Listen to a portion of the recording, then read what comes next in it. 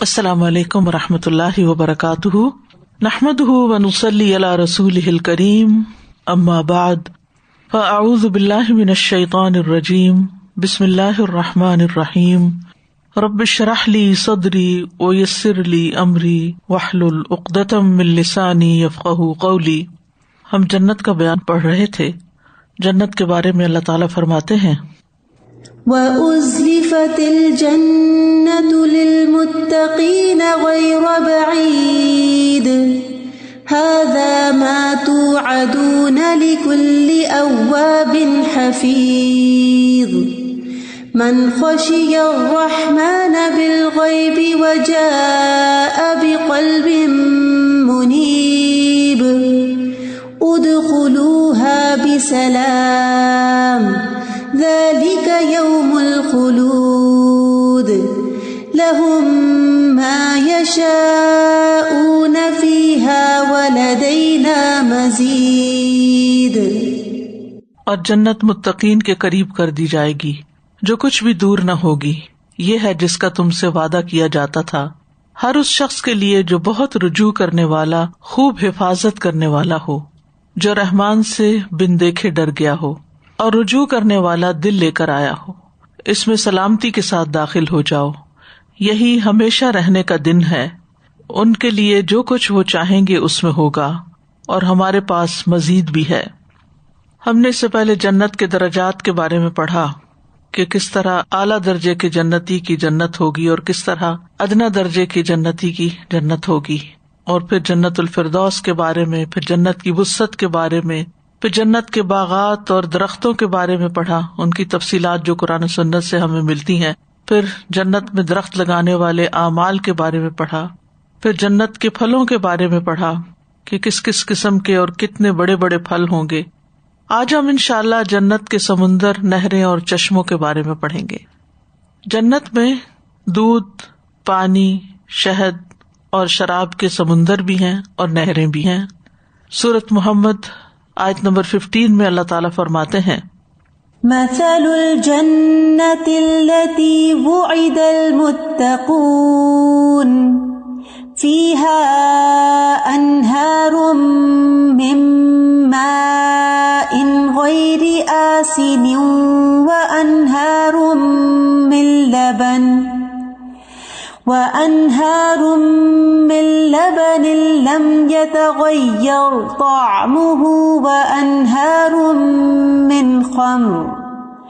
وأنهار من خمر لذة للشاربين وأنهار من عسل مصفى وَلَهُمْ فِيهَا مِن كُلِّ الثَّمَرَاتِ وَمَغْفِرَةٌ مِّن رَّبِّهِمْ۔ اس جنت کا حال جس کا وعدہ متقی لوگوں سے کیا گیا ہے یہ ہے کہ اس میں کئی نہریں ایسے پانی کی ہیں جو بگڑنے والا نہیں، اور کئی نہریں دودھ کی ہیں جس کا ذائقہ نہیں بدلا، اور کئی نہریں شراب کی ہیں جو پینے والوں کے لیے لذیذ ہے، اور کئی نہریں خوب صاف کیے ہوئے شہد کی ہیں۔ یعنی صرف 4 نہریں نہیں بلکہ ان 4 چیزوں میں سے ہر ایک کی پھر آگے نہریں ہیں، یعنی ان کے اندر بھی پھر شاید کئی رنگ اور کئی ٹیسٹ ہوں گے۔ نبی صلی اللہ علیہ وسلم نے فرمایا، جنت میں دودھ کے سمندر، پانی کے سمندر، شہد کے سمندر اور شراب کے سمندر ہوں گے، جن سے ان کے بعد نہریں پھوٹیں گی، یعنی ان سمندروں کے اندر سے نہریں پھوٹیں گی، اور یہ بہتی ہوئی نہریں ہوں گی۔ سورۃ یونس میں فرمایا، ان الذين آمنوا وعملوا الصالحات يهديهم ربهم بإيمانهم تجري من تحتهم الأنهار في جنات النعيم۔ بے شک جو لوگ ایمان لائے اور انہوں نے نیک اعمال کیے، ان کا رب ان کے ایمان کی وجہ سے ان کی رہنمائی کرے گا، یعنی ایمان قیمتی چیز ہے، جنت کی طرف رہنمائی کرے گا۔ ان کے نیچے سے نعمت کے باغوں میں نہریں بہتی ہوں گی، یعنی نہریں چل رہی ہوں گی، بہہ رہی ہوں گی، یہ پانی اسٹل نہیں ہوگا، ایک جگہ رکا ہوا نہیں ہوگا۔ پھر اسی طرح ان نہروں کے بارے میں بھی آتا ہے کہ یہ خوشبودار پہاڑوں سے بہ رہی ہوں گی، یعنی وہاں سے گزریں گی. رسول اللہ صلی اللہ علیہ وسلم نے فرمایا جنت کی نہریں مشک کے ٹیلوں یا پہاڑوں کے نیچے سے نکلیں گی. آپ نے بھی دیکھا ہوگا کہ کبھی پہاڑوں کے بیچ بیچ میں سے پانی گزر رہا ہوتا ہے اور پھر ان کا عکس بھی اس میں آ رہا ہوتا ہے. تو اسی طرح جنت میں جو خوشبودار پہاڑ ہیں ان کے پاس سے جب یہ گزریں گی نہریں تو ان کا عکس اور ان کی خوشبو وہ بھی ان میں شامل ہو جائے گی. پھر یہ نہریں زمین کی سطح پر ہوں گی، یعنی اندر گڑھا نہیں ہوگا. انس بن مالک کہتے ہیں کہ میرا خیال ہے تم سمجھتے ہو کہ جنت کی نہریں زمین میں گڑھوں کی شکل میں ہوگی. نہیں، اللہ کی قسم، بے شک وہ تو زمین کی سطح پر بہنے والی ہوں گی، اوپر اوپر ہوگا پانی.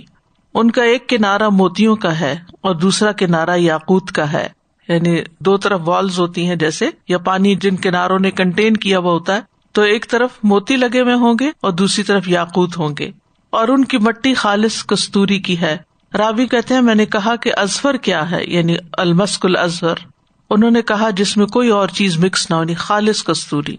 پھر اسی طرح رسول اللہ صلی اللہ علیہ وسلم نے فرمایا سیحان، جیحان، فرات اور نیل یہ سب جنت کی نہروں میں سے ہیں، یعنی جنت میں بھی یہ نام ہوں گے. 4 نہروں کا سدرۃ المنتہا سے نکلنا. رسول اللہ صلی اللہ علیہ وسلم نے فرمایا مجھے سدرۃ المنتہا دکھایا گیا، وہ بیری کا درخت جو ہے جس پر مختلف طرح کی روشنیاں تھیں. اس کے پھل ایسے تھے جیسے مقام ہجر کے مٹکے ہوتے ہیں، یعنی بڑے بڑے، اور پتے ایسے تھے جیسے ہاتھی کے کان ہوں. اس کی جڑ سے 4 نہریں نکلتی تھیں، 2 نہریں تو باطنی تھیں، 2 ظاہری تھیں، یعنی جو 2 نظر نہیں آ رہی تھیں اور 2 نظر آ رہی تھیں. میں نے جبریل علیہ السلام سے پوچھا تو انہوں نے بتایا جو 2 باطنی نہریں ہیں وہ تو جنت میں ہیں اور 2 ظاہری دنیا میں نیل اور فرات ہیں. پھر جنت میں چشمے بھی ہوں گے. سورۃ الدخان میں اللہ تعالیٰ فرماتے ہیں ان المتقین فی مقام امین فی جنات وعیون. پرہیزگار لوگ امن کی جگہ میں ہوں گے، باغوں اور چشموں میں ہوں گے، یہ چشمے بہتے ہوئے ہوں گے. سورۃ الرحمن میں فرمایا فیہما عینان تجریان. ان دونوں میں 2 چشمے ہیں جو بہہ رہے ہیں. پھر یہ چشمے جوش مارنے والے بھی ہوں گے، یعنی فوارے کی شکل میں بھی ہوں گے. ایک وہ چشمہ ہوتا ہے نا کہ جیسے پہاڑوں سے نکل کے پانی آ رہا ہوتا ہے اور زمین پہ بہہ رہا ہوتا ہے، اور ایک وہ ہوتا ہے جو فوارہ سا ہوتا ہے، نیچے سے پانی گش کر کے اوپر کو جاتا ہے. سورۃ الرحمن 66 میں فرمایا فیہما عینان نضاختان. ان دونوں میں جوش مارتے ہوئے 2 چشمے ہیں. نیک لوگ چشموں کو جہاں چاہیں گے بہا کر لے جائیں گے. سورۃ الانسان میں فرمایا ان الابرار یشربون من کأس کان مزاجها کافورا عینا یشرب بها عباد اللہ یفجرونها تفجیرا. بلا شبہ نیک لوگ ایسے جام پیئیں گے جس میں کافور ملا ہوا ہوگا. وہ ایک چشمہ ہے جس سے اللہ کے بندے پیئیں گے، وہ اسے بہا کر لے جائیں گے، خوب بہا کر لے جانا، یعنی جدھر وہ جائیں گے اس کو ساتھ ساتھ بہا لیں گے. یفجرونہا تفجیرا کے 3 معنی کیے ہیں مفسرین نے. نمبر 1 یہ کہ وہ جہاں چاہیں گے اس کو ہانک کے لے جائیں گے. دوسرا یہ کہ وہ اسے جس کے ساتھ چاہیں گے ملا لیں گے، یعنی جو بھی چیز اس کے اندر مزید ڈالنا چاہیں گے ڈال لیں گے. نمبر 3 جنت میں جہاں سے چاہیں گے اس کی نہر نکال لیں گے، یعنی وہ ان کے لیے حاضر کر دی جائے گی. پھر جنت کے محلات اور خیمے. جنت کے گھر بلند و بالا ہیں، اونچے ہیں. سورۃ العنکبوت میں فرمایا والذین آمنوا وعملوا الصالحات لنبوئنہم من الجنۃ غرفا تجری من تحتها الانہار خالدین فیہا نعم اجر العاملین. اور وہ لوگ جو ایمان لائے اور انہوں نے نیک عمل کیے، ہم انہیں ضرور ہی جنت کے اونچے گھروں میں جگہ دیں گے جن کے نیچے سے نہریں بہتی ہیں، ہمیشہ ان میں رہنے والے ہیں. یہ ان عمل کرنے والوں کا اچھا بدلہ ہے. یہاں پر جنت کے گھروں کو اونچا گھر بتایا گیا. پھر بالا خانوں کے اوپر بنے بالا خانے ہوں گے. سورۃ الزمر میں فرمایا لكن الذين اتقوا ربهم لهم غرف من فوقها غرف مبنية تجري من تحتها الأنهار وعد الله لا يخلف الله الميعاد. لیکن وہ لوگ جو اپنے رب سے ڈر گئے ان کے لیے بالا خانے ہیں جن کے اوپر خوب بنائے ہوئے بالا خانے ہیں، یعنی ایک کے اوپر ایک مزید، کیونکہ انسان کا کبھی دل چاہتا ہے بہت ٹاپ پہ رہنے کا، اوپر ہائیسٹ فلور پہ، اور کبھی انسان کو نیچے رہنا پسند آتا ہے. تو ان کی پسند کی بات ہے جہاں چاہیں وہ رہ لیں، لیکن یہ ہے کہ وہ بلند بھی ہوں گے جہاں سے ساری سینری اور سارا نظارہ اچھی طرح دیکھ سکیں گے. پھر یہ گھر بہت پاکیزہ ہوں گے. سورۃ الصف میں فرمایا وَمَسَاكِنَ طَيِّبَةً فِي جَنَّاتِ عَدْنٍ ذَلِكَ الْفَوْزُ الْعَظِيمُ، اور رہنے کی پاکیزہ جگہوں میں جو ہمیشہ رہنے کے باغوں میں ہیں، یہی بہت بڑی کامیابی ہے. پھر امن والے گھر ہوں گے. سورۃ سبا میں فرمایا وَمَا أَمْوَالُكُمْ وَلَا أَوْلَادُكُمْ بِالَّتِي تُقَرِّبُكُمْ عِندَنَا زُلْفَىٰ إِلَّا مَنْ آمَنَ وَعَمِلَ صَالِحًا فَأُولَئِكَ لَهُمْ جَزَاءُ الضِّعْفِ بِمَا عَمِلُوا وَهُمْ فِي الْغُرُفَاتِ آمِنُونَ.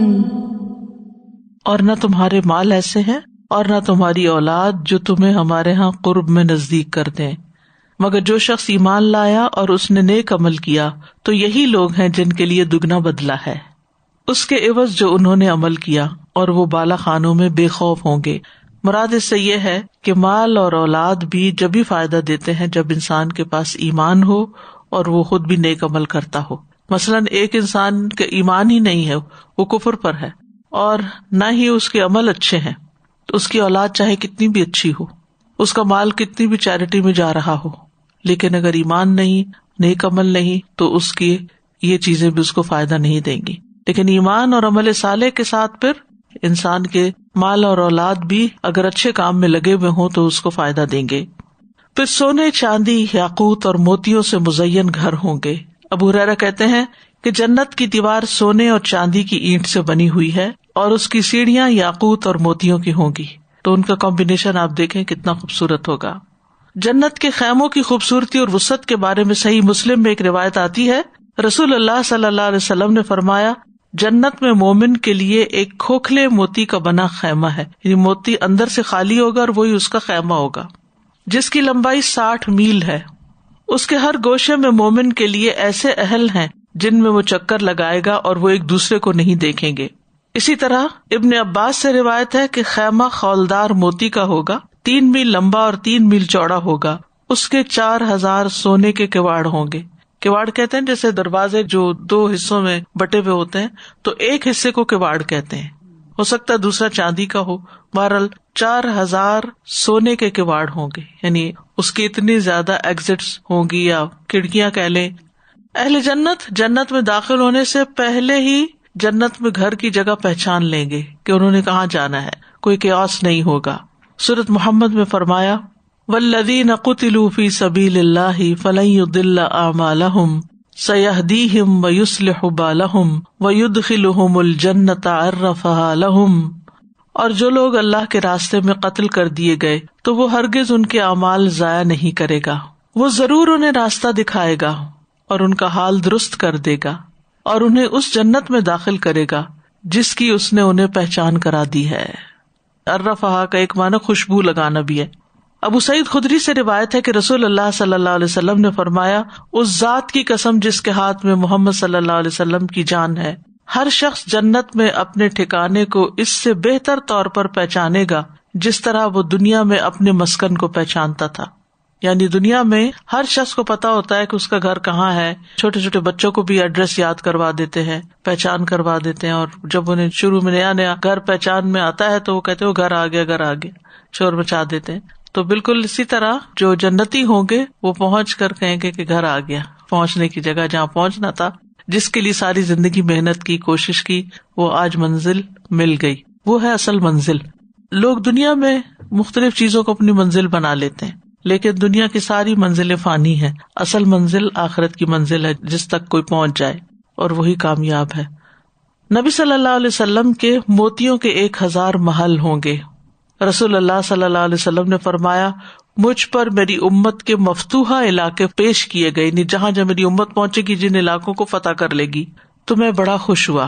بس اللہ تعالیٰ نے یہ آیت نازل کی, وَلَلْآخِرَةُ خَيْرٌ لَكَ مِنَ الْأُولَىٰ سے لے کر وَلَسَوْفَ يُعْطِيكَ رَبُّكَ فَتَرْضَىٰ, کہ تمہارے لیے آخرت دنیا سے بہتر ہے, اور ضرور تمہارا رب تمہیں وہ کچھ عطا کرے گا کہ تم راضی ہو جاؤ گے. اللہ تعالیٰ نے آپ کو جنت میں موتیوں کے 1000 محلات دیے ہیں, جن کی مٹی کستوری ہے یعنی مسک, اور ہر ایک محل میں وہی کچھ ہے جو اس کے لوازمات میں سے ہے, یعنی ہر چیز ہوگی وہاں پر. اسی طرح حضرت خدیجہ کے بارے میں آتا ہے کہ ان کو اللہ سبحانہ وتعالیٰ نے جنت کے محل کی خوشخبری دی تھی. صحیح بخاری میں ہے, اسماعیل کہتے ہیں کہ میں نے عبداللہ بن ابی اوفا رضی اللہ عنہما سے پوچھا, کیا نبی صلی اللہ علیہ وسلم نے خدیجہ رضی اللہ عنہا کو خوشخبری دی تھی؟ انہوں نے فرمایا, ہاں, جنت میں ایسے محل کی خوشخبری دی تھی جو ایک موتی سے بنا ہوگا, سنگل پیس ہوگا, جس میں نہ کوئی شور و غل ہوگا اور نہ ہی اس میں کسی قسم کی مشقت ہوگی. آپ دیکھیں کہ دنیا کے جیسے گھر ہیں یا مختلف جگہ ہوتی ہیں تو ان میں چھوٹی چھوٹی برکس لگتی ہیں, لکڑی لگتی ہے, تھاؤزینڈز آف پیسز کو جوڑ کے گھر بنتا ہے. 1 سنگل پیس کا گھر کوئی نہیں ہے دنیا میں. لیکن حضرت خدیجہ کا محل جو ہے وہ ایک ہی چیز سے بنا ہوگا, اور اسی کے اندر شاید کارونگ ہوگی, اور کھڑکیاں, دروازے, اور جو بھی ہے اسی کے اندر سے ہی نکلا ہوا ہوگا. 2-3 دن پہلے کی نیوز میں آپ نے بھی دیکھا ہوگا, ایک ڈائمنڈ کوئی ملا ان کو, پتہ نہیں 200 کیرٹ کا, اور اتنی دھوم مچی ہوئی ہے پوری دنیا میں, it's one of a kind, اور یہ اور وہ. تو میں سوچ رہی تھی کہ وہ تو صرف ایک 200 کیرٹ کا, یہاں پہ دیکھیں گے پورا اس کے اندر محل ہے. اور پھر خاص اس کی خوبی یہ کہ اس میں کوئی شور و غل نہیں ہوگا, ساؤنڈ پروف ہوگا. بعض اوقات آپ اچھے سے اچھا گھر بنا لیتے ہیں, لیکن کہیں پانی کا شور آ رہا ہے, کہیں ہیٹنگ کا, کبھی کولنگ کا, ایئر کنڈیشنر کا, کبھی چلنے کا, کبھی کھانا پکنے کا, یعنی کوئی نہ کوئی چیز جو ہے انسان کو بادر کرتی رہتی. کبھی باہر سے شور آنا شروع ہو جاتا ہے, یعنی گھر کے اندر نہیں ہوتا تو باہر سے شور شروع ہو جاتا ہے. کبھی ہوا کے چلنے کا, کبھی بارش برسنے کا, جہاز گزرنے کا, کبھی ایمبولینس, کبھی پولیس, کبھی کوئی, لیکن وہاں پر مکمل سکون ہوگا, حقیقی سکون کی جگہ ہے وہ. پھر حضرت عمر رضی اللہ عنہ کا محل, بخاری کی روایت ہے, ابو ہریرہ رضی اللہ عنہ کہتے ہیں کہ ایک دفعہ ہم رسول اللہ صلی اللہ علیہ وسلم کے پاس تھے تو آپ نے فرمایا, میں نے بحالت نیند خود کو جنت میں دیکھا, کیا دیکھتا ہوں وہاں ایک عورت محل کے گوشے میں وضو کر رہی ہے. میں نے پوچھا, یہ محل کس کا ہے؟ فرشتوں نے جواب دیا, یہ عمر بن خطاب کا ہے رضی اللہ عنہ. مجھے ان کی غیرت کا خیال آیا تو میں پیچھے کی طرف واپس آ گیا. اس پر عمر رضی اللہ عنہ رو پڑے. عرض کیا, اللہ کے رسول, کیا میں آپ پر غیرت کر سکتا ہوں, یعنی جیلس ہو سکتا ہوں؟ استاذہ جی, آئی ایم ان آ. کل سے میں سوچ رہی ہوں کہ میں اپنے اللہ کو کس طرح راضی کروں. انشاءاللہ اللہ تعالیٰ بتائے مجھے. آمین. آپ نے میرے والی دعا کی. کل کا جو بیان تھا نا, اس کے بعد میرے ذہن میں بھی آ رہا تھا کہ اللہ کو ایسے کام بتا, ایسی چیزیں کروا لے کہ تو راضی ہو جائے, کیونکہ ہمیں تو سمجھ نہیں آتی, کر ہی نہیں پاتے. سازا ابھی یہ جو آؤٹ آف امیجنیشن جو چیزیں ہمیں سمجھ نہیں آتی نا, جو کبھی دیکھی سنی نہیں ہے, اور اس طریقے سے سائنٹسٹ بھی کہتے ہیں نا کہ آپ کا برین ابھی بہت کم یوز ہوا ہے. تو ابھی جب آپ یہ بتا رہی ہیں اور جیسے جیسے ہم سوچتے جا رہے ہیں, ایسا لگ رہا ہے ایکچولی برین سیلز بڑھ رہے ہوں. I mean they are trying to imagine and focus and expand ہو رہا ہے ایک دم کہ اچھا ایک چھوٹا موتی ہوتا ہے تو چھوٹے سے پھر اتنا بڑا موتی ہوگا, تو پھر you feel it like your brain, آپ کا برین کی exercise plus extending and expanding, اور سوچ بڑھ رہی ہے آگے کی طرف. کیونکہ ایک جگہ محدود تھی نا کہ ہاں پرل ہے, پرل کہاں ہوگا, یا تو ہاتھوں میں موتی ہوں گے یا انگوٹھی میں ہوں گے, مگر ایک موتی کا پورا محل حضرت خدیجہ رضی اللہ تعالیٰ عنہ کو ملے گا. تو وہ کیا ہوگا اللہ سبحانہ وتعالیٰ کی خالی یہ باتیں سن کے اور جب دیکھیں گے تو پتہ نہیں کیا ہوگا انشاءاللہ. مجھے ایک پیس سے یاد آیا، جب ہم اپنی اسٹڈیز کے لیے ٹرکی گئے تھے تو وہاں پر ہم ایک مسجد میں داخل ہوئے، تو وہاں پر مسجدوں کے صحن میں پانی کے تالاب بنے ہوئے اور پانی پینے کے لیے جیسے پتھر کے کولر تو نہیں کہنا چاہیے لیکن یہ کہ بہرحال فاؤنٹینس جسے کہتے ہیں نا وہ. تو ایک جگہ ہم نے دیکھا کہ اتنا جھنڈ کھڑا ہے اور بہت ہی لوگ امیزمنٹ میں کھڑے ہیں. تو پتا چلا کہ یہ جو فاؤنٹین ہے یہ ایک پیس کا ہے، ایک پتھر کا بنا ہوا ہے. تو اس پر سارے اتنے حیران ہو رہے تھے کہ ایک پتھر کے اندر سے کس طرح کارو کر کے اور اس میں سے پانی نکلنے کا راستہ بنایا گیا. تو اس سے مجھے اندازہ ہوا کہ 1 پیس چیز کی کتنی قیمت ہو سکتی ہے نا. اور پھر موتی جیسی چیز کو کارو کرنا اور اس کو رہائش کے قابل بنانا اور اس میں گھومنا اور چلنا اور پھرنا اور رائٹ اور لیفٹ دیکھنا، اور وہ کیا چیز ہوگی نا، انبلیویبل. سادہ جیسے ایک گلاس دودھ کا بھرا ہوا ہوتا ہے تو وہ کتنا پیارا لگتا ہے، سفید ایک دم، اور اس کی thickness and all the condense. اب سوچ رہے ہیں کہ اچھا ایک مرتبان میں پڑا ہوگا ایک بڑا، پھر وہ سمندر جب کہہ رہے ہیں آپ، جب سمندر کہہ رہے ہیں تو مجھے ایسا لگ رہا ہے کہ جب اس میں نہا لے، پانی میں چلے جائیں، پانی کیا بلکہ دودھ میں نہانا، یا اس کا سمندر کس طرح امیجن نہیں کر سکتے. اور پھر اس کا ریفلیکشن کیسا ہوگا، کیسا اس کی سفیدی ہوگی، اور وہ کتنی دور اور پھر وہ جو وہاں سے نہریں نکلے اور خوشبو کے پہاڑوں سے گزرے تو وہ خوشبو کیسی ہوگی جو اس پانی یا دودھ کے ساتھ شامل ہو جائے گی. اور سازا یہاں کی خوشبو چاہے کتنی مہنگی خرید لیں تھوڑی دیر بعد اڑ جاتی ہے. کمرے میں کتنا بھی آپ لگائیں، ایئر فریشنر لگائیں، بخور جلائیں، تھوڑی دیر کے بعد وہی کا وہی ہو جاتا ہے. I was thinking کہ وہ پانی جب اس میں سے گزر رہا ہوگا اور وہ دودھ جب اس ماؤنٹین سے گزر رہے ہیں تو وہ تو یعنی ایور لاسٹنگ خوشبو پھیلی ہوئی ہوگی، جو کہ ہم یہاں کتنا بھی لوگ کرنا چاہیں پتا نا نعیم و ملکن کبیرہ، اس کا تو کوئی اندازہ ہی نہیں کر سکتا. استاد جی میں یہ جو نہروں کہیں بھی لے جائیں تو مجھے خیال آ رہا تھا کہ ابھی پکنک وغیرہ پلان کریں تو کتنا کچھ اٹھا کے لے کے جانا پڑتا ہے، اور اسی لیے پکنک بھی رہ جاتی ہے. کتنا یعنی اس کے لیے اتنا پہلے محنت کرنی ہوگی، کرنا پڑے گا. تو یہ بس اس کو اشارہ کرو اور ساتھ ساتھ آپ کا دل چاہ جہاں چاہیں گے وہیں پر ہی وہ اس کی نہر، یعنی پینے میں روک ٹوک نہیں ہوگی نا. یعنی تھوڑا بہت نہیں، جگ یا صرف گلاس یا کپ ہی نہیں بلکہ وہ پورا فلو کر رہا ہوگا. یہاں پہ دنیا میں بھی ہماری ان چاروں چیزوں کی بہت اہمیت ہے، دودھ کی، شہد کی. بالکل. اور میں دیکھ رہی تھی کہ سب سے پہلے پانی کا ذکر ہے، پھر اس کے بعد دودھ کا ذکر ہے، پھر اس کے بعد شراب کا ذکر ہے، پھر شہد کا. یعنی جیسے جیسے ان کی وہ لذت یا ان کی اہمیت ہے اس کے مطابق. اور پھر سب سے اہم بات یہ کہ ہمیشہ کے لیے، اور نہ اس کے چوری ہونے کا ڈر، نہ اس کی مینٹیننس کی فکر، کوئی بھی غم، دکھ، فکر، پریشانی والی کوئی چیز ہی نہیں ہوگی. تو جنت کے خوبصورت گھر پانے کے لیے کچھ اعمال کی ضرورت ہے. سب سے پہلے ایمان اور انبیاء کی تصدیق، اللہ پر ایمان اور انبیاء کی تصدیق. صحیح بخاری کی روایت ہے، نبی صلی اللہ علیہ وسلم نے فرمایا، جنتی لوگ اپنے سے بلند کمرے والوں کو اوپر اسی طرح دیکھیں گے جیسے وہ دنیا میں چمکدار گہرے ستارے کو دیکھتے ہیں. جنتی لوگ اپنے سے بلند کمرے والوں کو، یعنی جن کے محلات اوپر ہوں گے، وہ اس طرح دیکھیں گے اتنے اونچے جتنے دور گہرا ستارہ نظر آتا ہے، جو آسمان کے مشرقی یا مغربی کنارے میں بہت دور ہوتا ہے، اتنا اونچا. ان میں ایک دوسرے سے افضل ہوگا. لوگوں نے عرض کیا، یا رسول اللہ، یہ تو انبیاء کے محلات ہوں گے جنہیں ان کے سوا کوئی اور پا نہ سکے گا. آپ نے فرمایا، نہیں، اس ذات کی قسم جس کے ہاتھ میں میری جان ہے، یہ ان لوگوں کے لیے ہوں گے جو اللہ تعالیٰ پر ایمان لائے اور انبیاء کی تصدیق کی، یعنی ان کی باتوں کو سچ مانا. جب انبیاء کو ہم سچا مانتے ہیں اور ان کی تصدیق کرتے ہیں اور ان کو نبی مانتے ہیں اور ان کی باتوں کو سچ مانتے ہیں تو پھر ہمارا عمل بھی ان کی تعلیمات کے مطابق ہوتا ہے. تو جنت کے کنارے، وسط اور اعلیٰ منزل میں گھر پانے والے اعمال. سنن نبی داؤد کی روایت میں ہے، رسول اللہ صلی اللہ علیہ وسلم نے فرمایا، میں اس شخص کے لیے جنت کے ایک کنارے پر گھر کا ضامن ہوں جو جھگڑا چھوڑ دے اگرچہ وہ حق پر ہو، اور جو مذاق میں بھی جھوٹ چھوڑ دے اس کے لیے جنت کے درمیان میں گھر کا ضامن ہوں، اور جس نے اپنا اخلاق اچھا کر لیا اس کے لیے جنت کی اعلیٰ منازل میں گھر کا ضامن ہوں. پھر جنت کے خوبصورت بالا خانے پانے والے اعمال. صحیح ابن حبان کی روایت ہے، رسول اللہ صلی اللہ علیہ وسلم نے فرمایا، بے شک جنت میں ایسے کمرے ہیں جنتی ان کے باہر والے حصے کو ان کے اندر سے دیکھ سکیں گے، جیسے گلاس ہوتا ہے، اور ان کے اندر والے حصے کو باہر سے دیکھ سکیں گے. اللہ نے یہ ایسے شخص کے لیے تیار کیے ہیں جو لوگوں کو کھانا کھلائے، سلام عام کرے اور رات کو نماز ادا کرے جب لوگ سو رہے ہوں. یہ 3 کام بتائے، ایک خدمت خلق، ایک عام لوگوں کے ساتھ معاملہ، اور ایک عبادت کا کام. تو خوش قسمت ہے وہ جو تینوں کام کر رہا ہو. پھر صبر کا بدلہ سورۃ الفرقان میں فرمایا اولئک یجزون الغرفۃ بما صبروا، ان لوگوں کو جزا میں بالا خانہ دیا جائے گا اس لیے کہ انہوں نے صبر کیا. اولاد کی وفات پر اللہ کی تعریف کرنا اور صبر کرنا بیت الحمد حاصل کرنے کا ذریعہ ہے.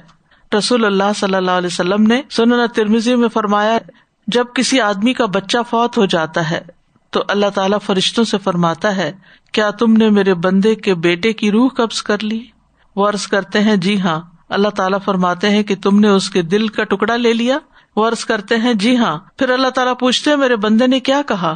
فرشتے عرض کرتے ہیں اس نے تیری تعریف کی اور انا للہ و انا الیہ راجعون پڑھا. اللہ تعالیٰ فرماتے ہیں کہ میرے بندے کے لیے جنت میں ایک گھر بناؤ اور اس کا نام بیت الحمد رکھو.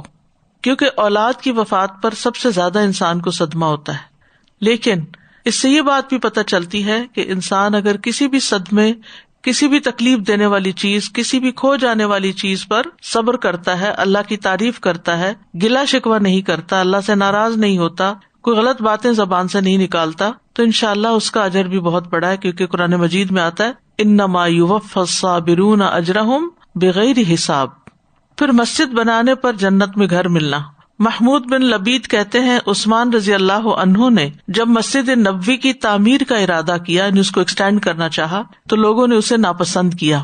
یعنی پہلے تو کچی تھی تو انہوں نے اس کو پکا کرنا چاہا اور اس کی ہیئت پر برقرار رکھنے کو زیادہ پسند کیا. تو عثمان رضی اللہ عنہ نے فرمایا میں نے رسول اللہ صلی اللہ علیہ وسلم کو فرماتے ہوئے سنا ہے کہ جو شخص اللہ کی رضا کے لیے مسجد کی تعمیر کرتا ہے، اللہ اسی طرح کا ایک گھر اس کے لیے جنت میں تعمیر کر دیتا ہے، اسی طرح کا. یعنی پھر کوشش یہ کرنی چاہیے کہ اچھی سے اچھی اور خوبصورت سے خوبصورت مسجد بنوائی جائے، صرف خانہ پوری نہ کی جائے. لیکن اگر کسی کی توفیق نہیں ہے بڑی مسجد بنانے کی تو اس کا یہ مطلب نہیں ہے کہ وہ چھوٹی بھی نہ بنائے، اس میں اخلاص زیادہ شامل کر لے. کیونکہ حدیث میں آتا ہے پرندے کے گھونسلے کے برابر مسجد بنانے پر بھی جنت میں گھر ملنا ہے. رسول اللہ صلی اللہ علیہ وسلم نے فرمایا کہ جس نے اللہ کے لیے کبوتر کے گھونسلے کے برابر یا اس سے بھی چھوٹی مسجد بنائی، اللہ اس کے لیے جنت میں گھر بنائیں گے. مطلب یہ ہے کہ مسجد اتنی چھوٹی تو نہیں ہوتی، لیکن یہ کہ جیسے ایک اینٹ بھی لگا دی، یعنی کوئی حصہ ہی ڈال دیا اس میں، تو انشاءاللہ اس پر بھی اجر ہے. پھر اسی طرح صف کا شگاف پر کرنے پر درجہ بلند ہونا. حضرت عائشہ رضی اللہ عنہا کہتی ہیں کہ رسول اللہ صلی اللہ علیہ وسلم نے فرمایا جس نے صف کے شگاف کو پر کیا، یعنی نماز پڑھنے کھڑے ہوئے بیچ میں سے کوئی نکل کے چلا گیا تو فوراً ساتھ مل گیا، اللہ اس کے لیے جنت میں گھر بنائے گا اور ایک درجہ بلند کرے گا اس کا.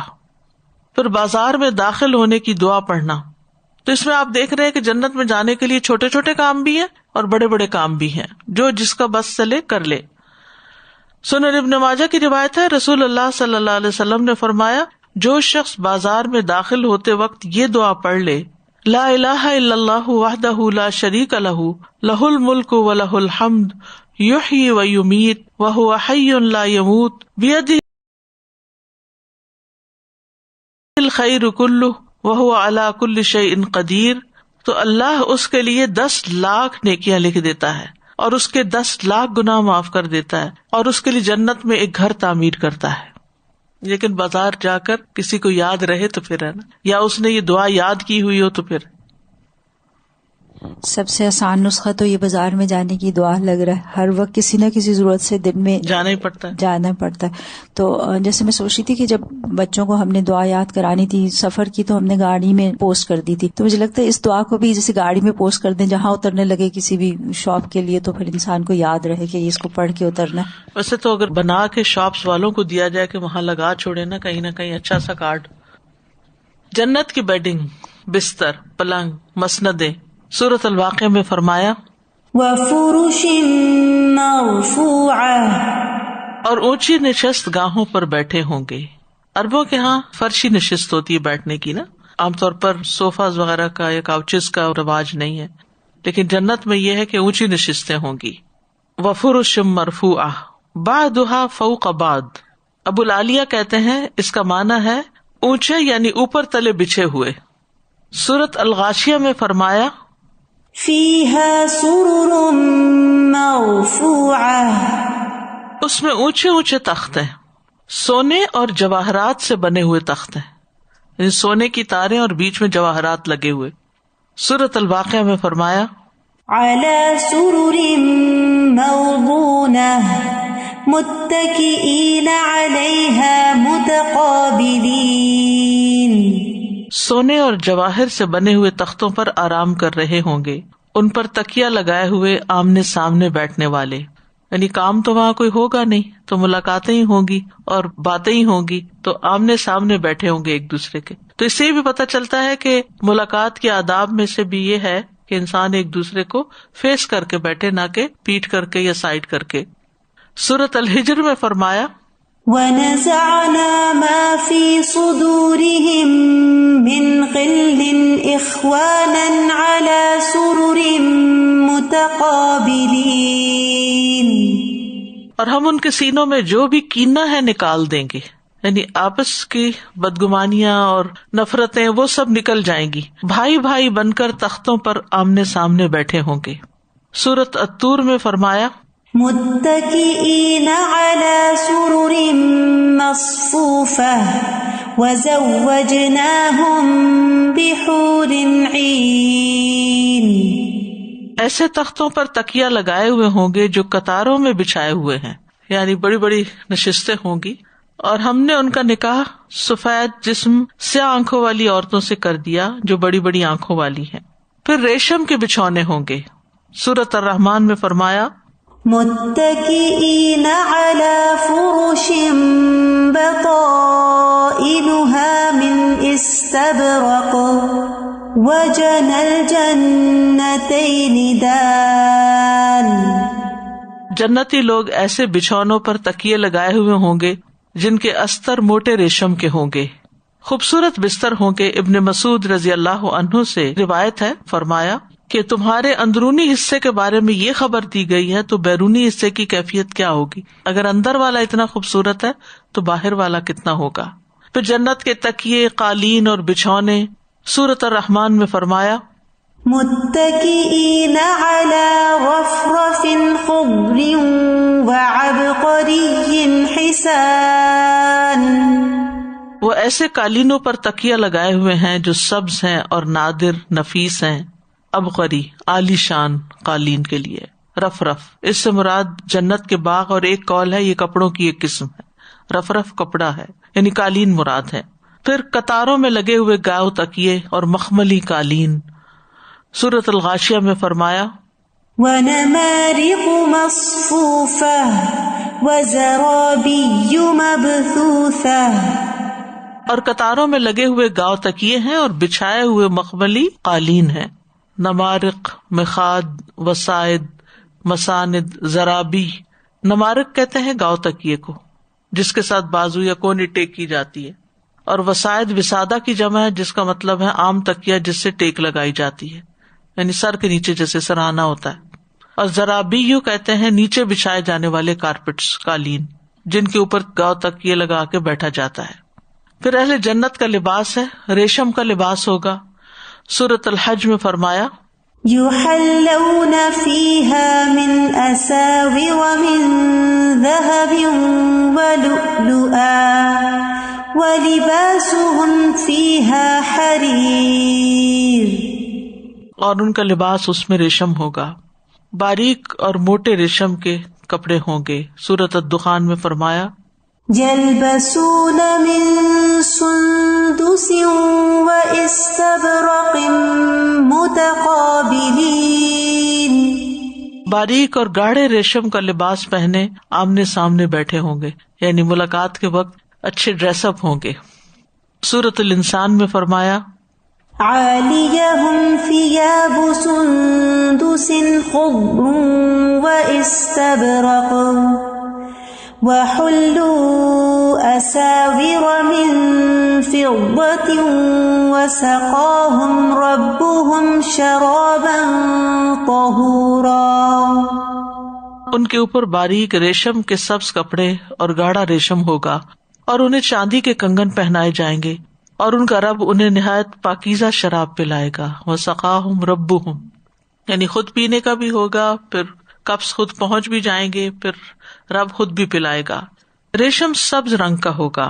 سورۃ الکہف میں فرمایا وَيَلْبَسُونَ ثِيَابًا خُضْرًا مِّن سُندُسٍ وَإِسْتَبْرَقٍ، اور وہ باریک اور گاڑھے ریشم کے سبز کپڑے پہنیں گے. پھر ان کا جو لباس ہے وہ پھل کے غلافوں سے نکلے گا.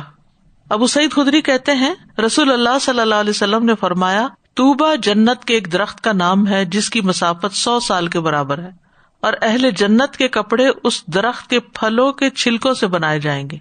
وہ پتہ نہیں کتنے خوبصورت ہوں گے پھلوں کے چھلکوں سے، کیونکہ پھلوں کے چھلکوں کے اندر ایک نیچرل بیوٹی اور کلرز ہوتے ہیں، تو اس سے پھر لباس بنیں گے. جنت میں کپڑے پرانے نہیں ہوں گے. رسول اللہ صلی اللہ علیہ وسلم نے فرمایا لا تبلا ثیابہ، اہل جنت کے کپڑے پرانے نہ ہوں گے. جنت کے رومال خوبصورت ہوں گے. برا کہتے ہیں کہ نبی صلی اللہ علیہ وسلم کو ریشم کا ایک کپڑا ہدیے میں پیش ہوا تو ہم اسے چھونے لگے، اس کی نرمی اور ملائمت پر حیرت زدہ ہو گئے. تو آپ نے فرمایا کیا تمہیں اس پر حیرت ہے؟ ہم نے عرض کیا جی ہاں. آپ نے فرمایا جنت میں سعد بن معاذ کے رومال اس سے بھی اچھے ہیں. یعنی تمہیں دنیا کا ریشم بہت اٹریکٹ کر رہا ہے، جنت میں اس سے بھی بہتر ہے. پھر اہل جنت کے زیورات بھی ہوں گے، جیولری بھی ہوگی. اب آپ ساری چیزوں کو اکٹھا کرتے جائیں نا، محلات اور پھر اس کے اندر جو کارپیٹس اور پھر اس کے اوپر ڈیکوریشن اور پھر لباس اور پھر زیورات. سونے اور موتی کے کنگن ہوں گے. سورۃ الکہف میں فرمایا أولئك لهم جنات عدن تجري من تحتهم الأنهار يحلون فيها من أساور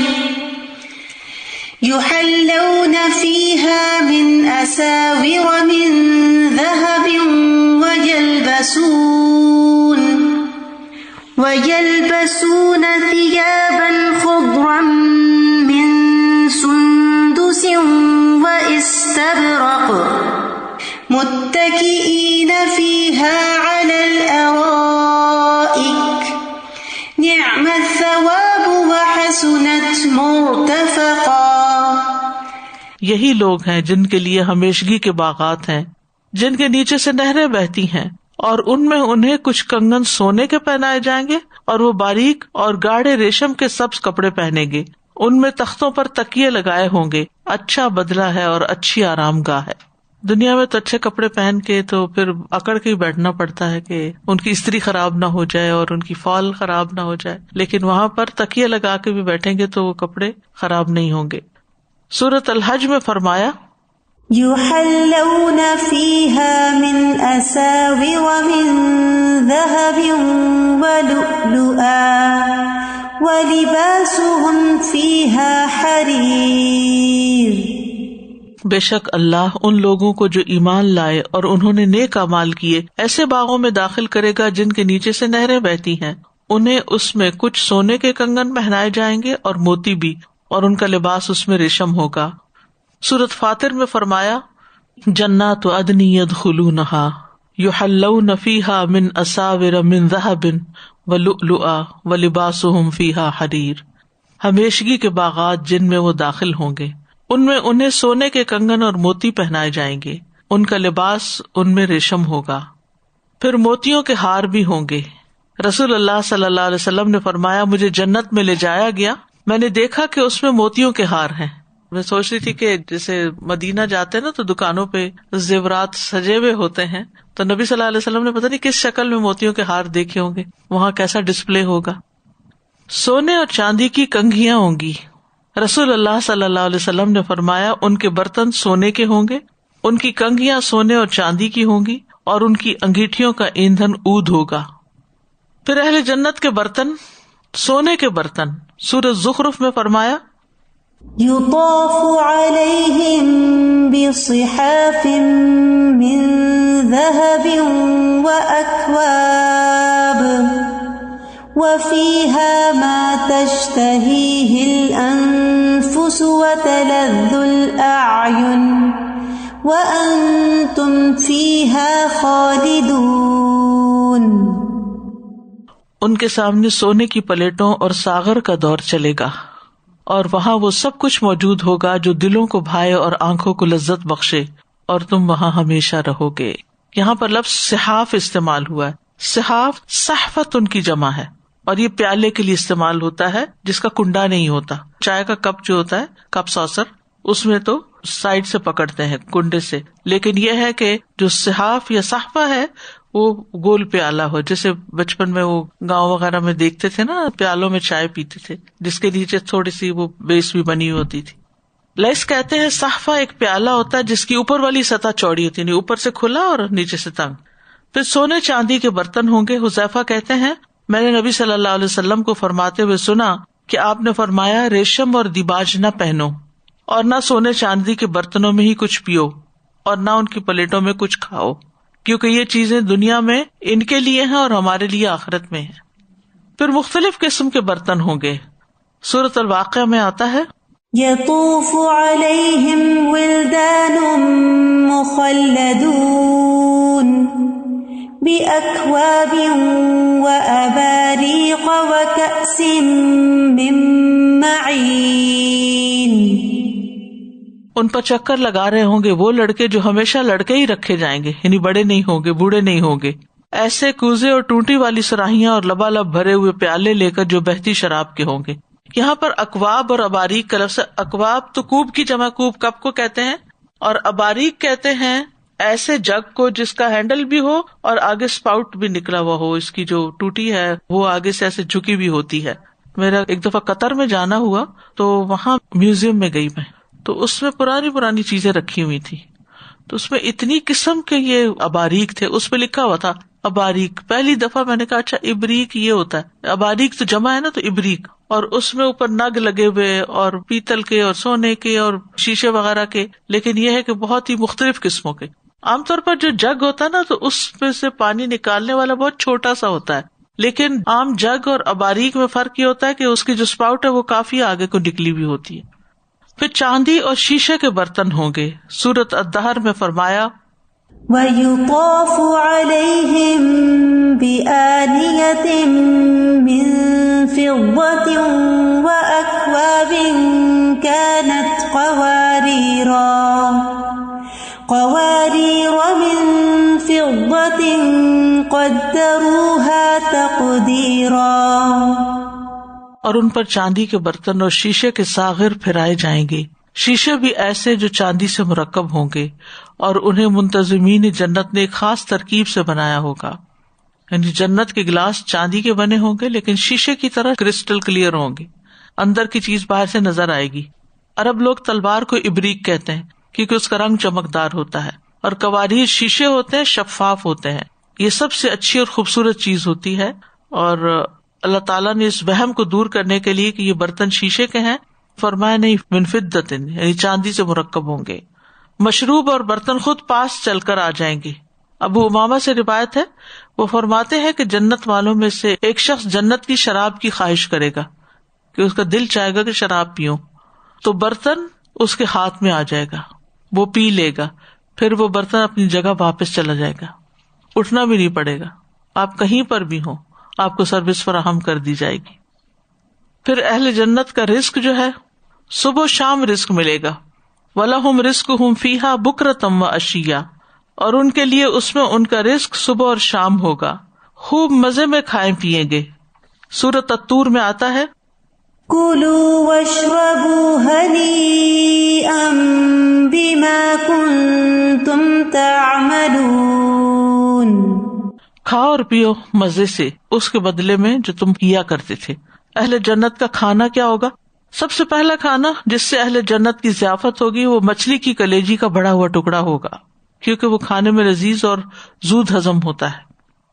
سورۃ الحاقہ میں فرمایا كُلُوا وَاشْرَبُوا هَنِيئًا بِمَا أَسْلَفْتُمْ فِي الْأَيَّامِ الْخَالِيَةِ، کھاؤ اور پیو مزے سے ان اعمال کے عوض جو تم نے گزرے ہوئے دنوں میں آگے بھیجے. صرف خواہش ہی کریں گے کہ کھانا حاضر ہو جائے گا. سورۃ الواقعہ میں فرمایا بِأَكْوَابٍ وَأَبَارِيقَ وَكَأْسٍ مِّن مَّعِينٍ. پرندوں کا گوشت جو وہ چاہیں گے انہیں ملے گا. وَلَحْمِ طَيْرٍ مِّمَّا يَشْتَهُونَ. ابو امامہ کہتے ہیں کہ جنتی شخص جنت کے پرندوں میں سے ایک پرندہ کھانے کی خواہش کرے گا اور اس کے ہاتھ میں پکا ہوا ٹکڑے کیا ہوا آ گرے گا. جنت کے پرندے بھی موٹے موٹے ہوں گے. دنیا میں تو اگر پرندے کا گوشت کھائیں تو کچھ ہاتھ نہیں آتا. فرمایا جنت میں اونٹوں کی گردنوں کے برابر پرندے ہوں گے جو درختوں میں چرتے پھریں گے. ابو بکر رضی اللہ عنہ نے عرض کیا یا رسول اللہ پھر تو وہ پرندے خوب صحت مند ہوں گے. آپ نے فرمایا انہیں کھانے والے ان سے بھی زیادہ صحت مند ہوں گے. کھانے کے ہضم کا انداز کیا ہوگا؟ رسول اللہ صلی اللہ علیہ وسلم نے فرمایا قضائے حاجت کا طریقہ یہ ہوگا کہ ان کو پسینہ آئے گا جو ان کی کھال سے نکلے گا، اسکن سے، اور اس سے مسک کی خوشبو آئے گی اور پیٹ سکڑ جائے گا. پھر اہل جنت کے مشروبات سورۃ صاد میں آتا ہے متکئین فیہا یدعون فیہا بفاکہۃ کثیرۃ وشراب. ان میں تکیے لگائے ہوئے ہوں گے، وہ ان میں بہت سے پھل اور مشروب منگوا رہے ہوں گے، پاک اور لذیذ مشروب. وسقاہم ربہم شرابا طہورا، اور ان کا رب انہیں نہایت پاکیزہ شراب پلائے گا. اسی طرح سورۃ الصافات میں آتا ہے ان پر صاف بہتی ہوئی شراب کا جام پھرایا جائے گا جو سفید ہوگی، پینے والوں کے لیے لذیذ ہوگی، نہ اس میں کوئی درد سر ہوگا اور نہ وہ اس سے مدہوش کیے جائیں گے. لبالب بھرے ہوئے پیالے ہوں گے. وکأس من معین، اور چھلکتے پیالے ہوں گے. وکأسا دہاقا، جسے سورۃ النبا میں آتا ہے. پھر زنجبیل کا جام ہوگا. وَيُسْقَوْنَ فِيهَا كَأْسًا كَانَ مِزَاجُهَا زَنجَبِيلًا عَيْنًا فِيهَا تُسَمَّى سَلْسَبِيلًا، اور اس میں انہیں ایسا جام پلایا جائے گا جس میں سونڈ ملی ہوئی ہوگی، وہ اس میں ایک چشمہ ہے جس کا نام سلسبیل رکھا جاتا ہے. وہاں کی شراب بھی بہت خالص ہوگی. سورۃ مطففین میں فرمایا یسقون من رحیق مختوم ختامہ مسک وفی ذلک فلیتنافس المتنافسون. انہیں ایسی خالص شراب پلائی جائے گی جس پر مہر لگی ہوئی ہوگی، اسٹیمپڈ، سیلڈ.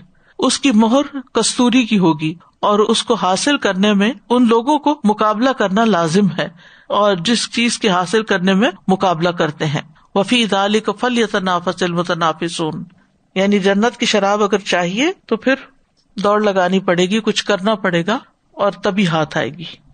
وآخر دعوانا ان الحمد للہ رب العالمین.